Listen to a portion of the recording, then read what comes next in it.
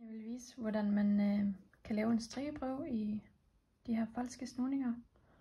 Jeg har lavet min strikkeprøve, hvor jeg strikker rundt. Det er nemmest i forhold til det her mønster. Så jeg slår nogle masker op på en rundpind.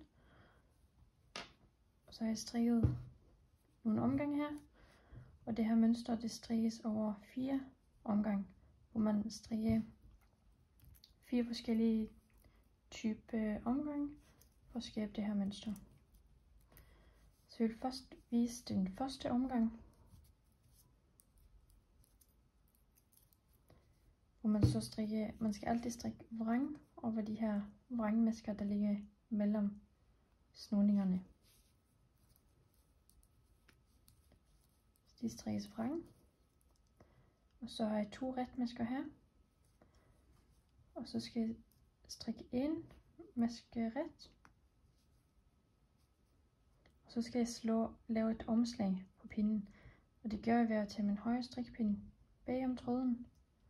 Sådan her. Så den lægger sig på pinden som et omslag. Og så strikker jeg den næste maske. Og vrangmaskerne strikkes vrang. Og så vil jeg gentage igen. Strikke en maske ret. Lave et omslag. Og strikke en maske mere. Så jeg kan nemlig se, at jeg har 3 masker her på pinden, hvor det ene er omslaget, og så de 2 masker ved siden af. Så det gentager hele første omgang i mønstret. Nu er jeg kommet til omgang nummer 2. Og nu kan man se, at jeg har 3 masker her på de her snoningsmaskerne. Og det ene er altså det her omslag, man lavede. Og omgang nummer 2, der skal man bare strikke vrang ligesom tidligere. Så skal man strikke alle de her 3 masker ret. Så man strikker det her omslag helt almindeligt ret.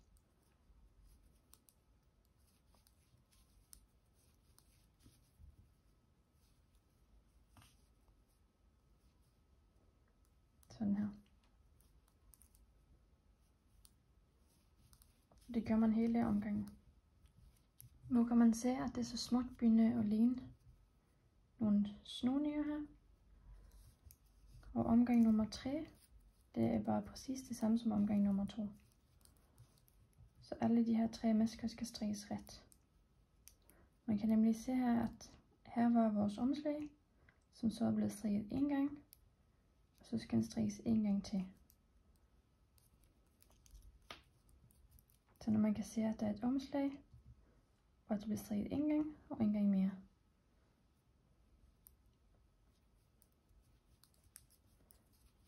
Så tredje omgang strikker man bare snoningsmaskerne ret.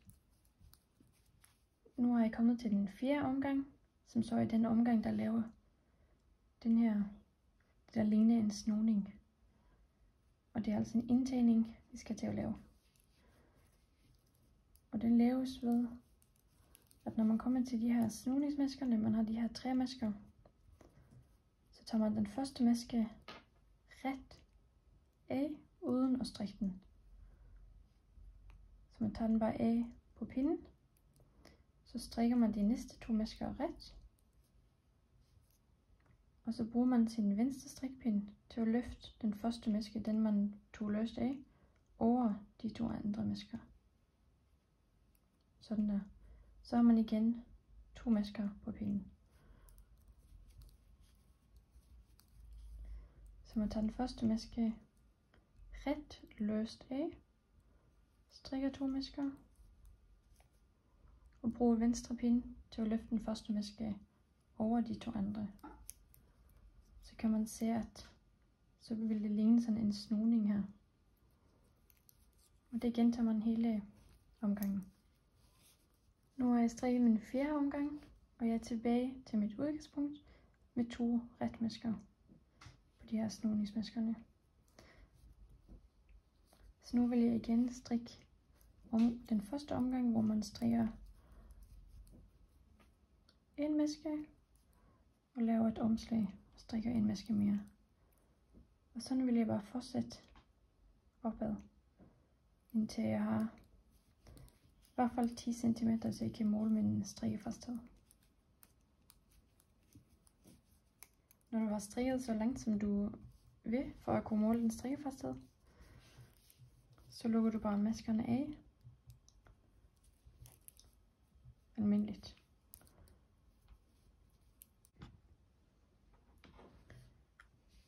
Nu når man har vasket og blokket sin strikkeprøve, som betyder bare, at man har vasket den og så lagt den i den strikkefasthed, man nu skal have. For man kan se, at det her mønster, det er meget elastisk, så man skal lige lade det blive foldet lidt ud. Og så kan man nemlig måle sin strikkefasthed. Så her måler jeg min strikkefasthed. Og så har jeg 2 vrangmasker. Og de her snoningsmaskerne, de tælles som 2 masker. Så jeg har 2, 4, 6, 8, 10, 12 plus 1 maske. Så 13 masker på 10 cm. For at måle antal omgang, så lægger jeg mit målebånd den her vej. Og nu kan man jo enten have lavet en lang en, hvor man kan måle 10 cm. Men jeg har så lavet en kortere, hvor jeg kan måle 5 cm, og så gange det med 2. Og en sådan her snoning, eller hvad man nu skal kalde det, det er jo 4 omgange. Så her kan jeg tælle, at jeg har 4, 8, 12 omgang på 5 cm. Og så ganger jeg det med 2, og det giver 24. Så på min strikkeprøve her har jeg 13 masker og 24 pinde. Hvis jeg nu skal have 12 masker, som opskriften siger, så skal jeg gå op i pindestørrelse for at kunne ramme det. Hvis I nu har for få masker, skal man gå ned i pindestørrelse.